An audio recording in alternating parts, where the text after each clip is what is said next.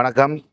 இன்றைய தினம் 2024ஆம் ஆண்டுக்கான பாராளுமன்ற தேர்தலில் தற்சமயம் நான் வாக்களித்து விட்டு வந்திருக்கின்றேன். எங்களுடைய வாக்களிப்பு நிலையத்திலே மக்கள் உற்சாகமாக வாக்களித்துக் கொண்டிருக்கிறார்கள். ஒரு மாற்றத்தை இந்த தேர்தலில் ஏற்படுத்த வேண்டும் என்று மக்கள் வாக்களித்துக் கொண்டிருக்கின்றார்கள்.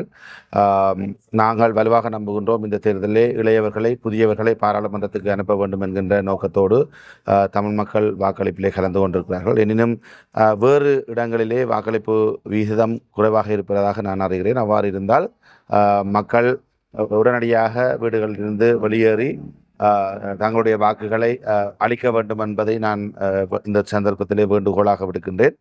நானும் இன்றைய தினம் எங்களுடைய தமிழ் மக்கள் கூட்டணியினுடைய மான் சின்னத்துக்கு வாக்களித்து விட்டு வந்திருக்கின்றேன்.